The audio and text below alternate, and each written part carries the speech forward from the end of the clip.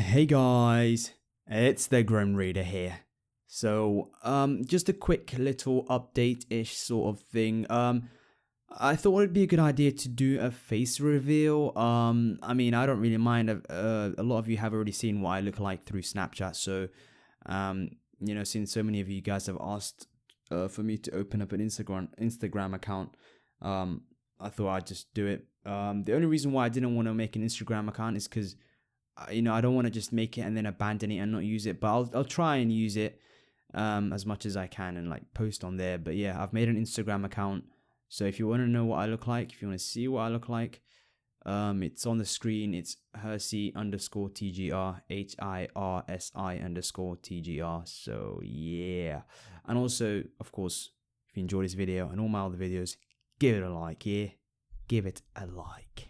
Yeah.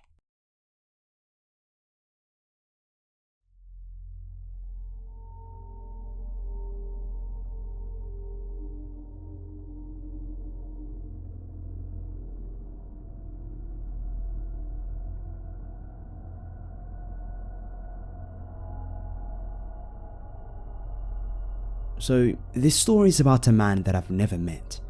I don't know his name or his face. I was blissfully unaware of his very existence. I'll never know why or when it started. I'm glad for that, I guess. I moved into my very small apartment in February last year. My landlord, Olivia, was a sweet, older woman who would cook too much and bring me much appreciated leftovers. She was great to me, even after telling her my problem. I'm antisocial, but she didn't mind renting to a reclusive younger girl who reminded her of her daughter. Every few weeks she would knock on my door then leave, letting me know that she was leaving something for me. I loved that. Not even my family would cook so well. The next morning I wash and leave her empty containers outside my door, and by an hour or so she would take them back again. My other neighbours seemed fine, but I never talked or visited with them. I work from home, so anytime I was ever forced to go out, I rushed out and into my apartment, avoiding an uncomfortable situation. I loved living alone. It was everything I hoped for. I could just breathe. By April though, I started noticing things were not right. They were moving, or plain disappearing. I was convinced that it was just anxiety caused by my new medication and the move. Another side effect was it would make me so drowsy. Since I hated seeing the doctor, I just dealt with it. I took naps during the day now and eventually stopped caring, until one incident doubled my paranoia. Olivia brought me some sort of Greek tossed salad and dressing for lunch one day, and I enjoyed it with my best friend, Netflix. I fell asleep in the middle of Portlandia and woke up that evening at 5 PM. Per usual. What was not usual was my bedding on the opposite side of me was disturbed. I only sleep on the right hand side. Always. Even more, it felt warm. My first thought was I must have rolled over around a lot, but I knew it was too odd to dismiss. I got up and searched my apartment, gripping my phone with 911 typed in. Nothing else was disturbed. Everything was exactly like it should be. I let it go for the next few weeks and everything was normal, except the occasional misplaced shoe or drawn back shower curtain. I thought about telling someone, my parents, maybe Olivia, but if it's not life or death, I'm not reaching out to anyone. I wasn't scared, I was nervous, maybe a little stubborn, but I stayed. I'm not letting some stupid anxiety ruin my lovely lonely world. May came and it was getting worse. My panties, toothbrush, hell, even my food was being misplaced. Every time I woke up, there was this strange odor in the air. I finally realized that this won't go away by ignoring it. I called my mum and begged to come and stay a few days. When I got home I told them everything. Saying it out loud solidified any creepy suspicions. That weekend, my dad went to my apartment and what was found was true horror. Written all over the walls were the words, "Come back, baby please." He ran out and called the police. There was no one living in my apartment, but someone definitely had access besides me. The investigation revealed a man, Henry, the son of my landlord Olivia. was in a projected relationship with me. They showed me his confession on tape. He admitted coming into my apartment every night and every day with his mother's extra key. He claims we were in love and that he had my permission. He drugged his mother's food that she had left out for me, causing my drowsiness and falling asleep so he could come in and watch me sleep, touch my hair, kiss my shoulder, and so on. The leftovers I had in the fridge were tested and confirmed. I was absolutely horrified and disgusted. A man I never knew existed collected my drain hair, clothes, and trash, and practically lived in my apartment for 4 months.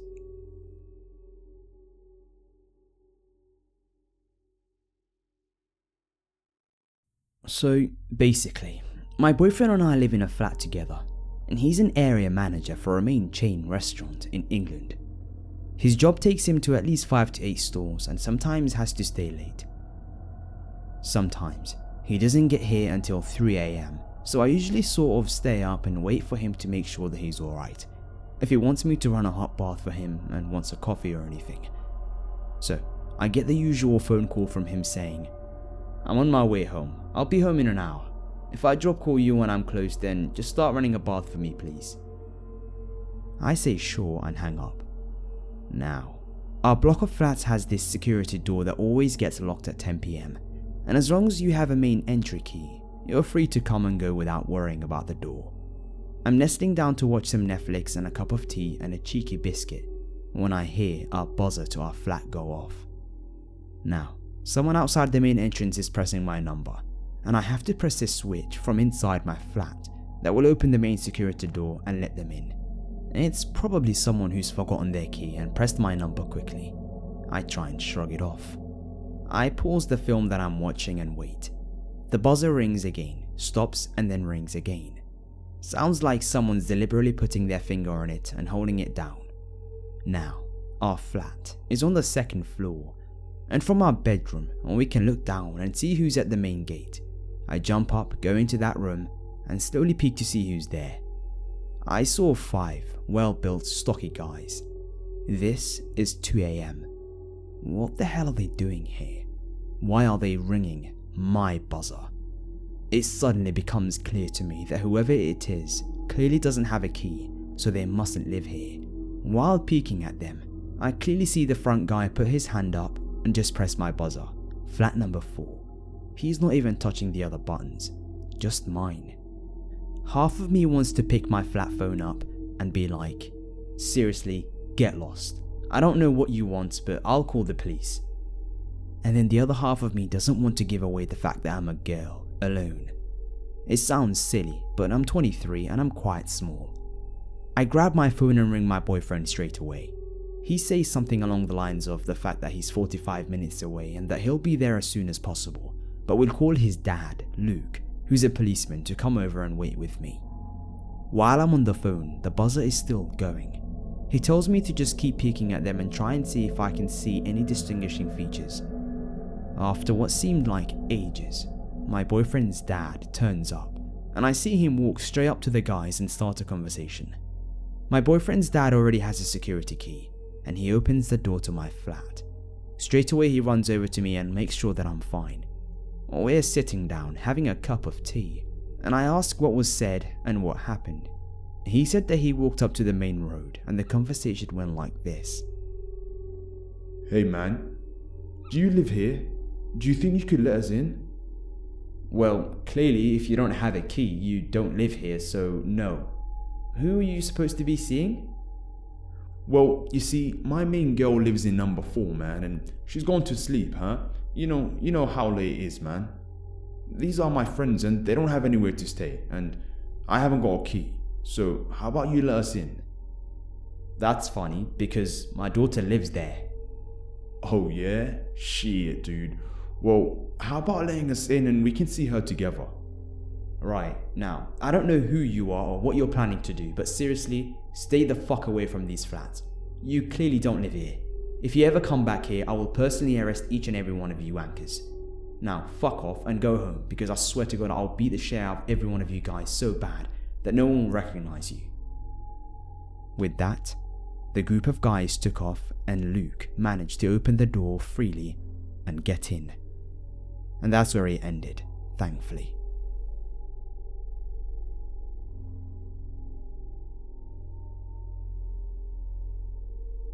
Years ago, when I was in 2nd grade, my parents one Monday morning finally felt confident in allowing me to come home from school by myself and stay home without a babysitter until they came home. That morning my father gave me the house key, showed me the emergency numbers in the yellow book, and gave me instructions on what to do if stupid things happened like the house catching on fire. After school that day, I came home, put the key in the door, and walked into my open house. I felt free and I felt privileged that I was finally a big boy, and that I could now be home on my own.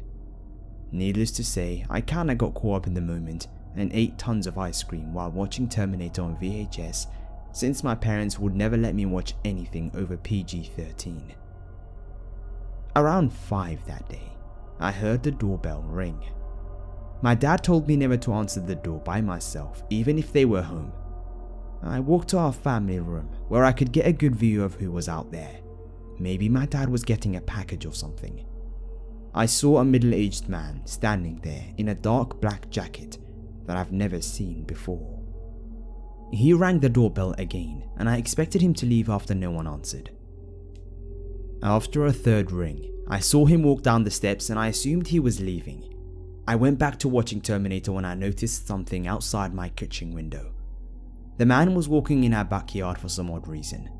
I felt scared for my life since some stranger was on my property. I ran under the kitchen table and grabbed the cordless phone from the counter and proceeded to call my dad's work number. My dad answered and I exclaimed how some strange man was in the backyard and was now proceeding to try and open our sliding door. My dad told me to stay where I was and call the neighbors. He would call 911. I told my dad that I loved him, and he said that he would call me back immediately after he called 911. Before I could call my neighbors, the man was able to somehow open our family room window. I feared for my life and ran to the bathroom and locked the door and called our neighbors. After about 30 seconds, I heard my neighbor running through our house shouting my name to see if I was okay. She said how she couldn't see anyone in the house and stayed in the bathroom with me until the police arrived.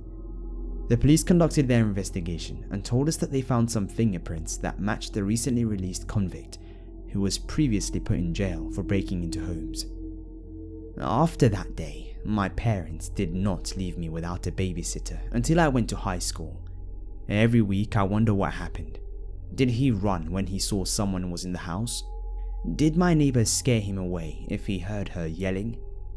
Needless to say, after that day, and even after I was allowed to stay at home without a babysitter, I never stayed home alone. I was either at a friend's house or an after-school program until my parents came home. I feel unsafe being home alone.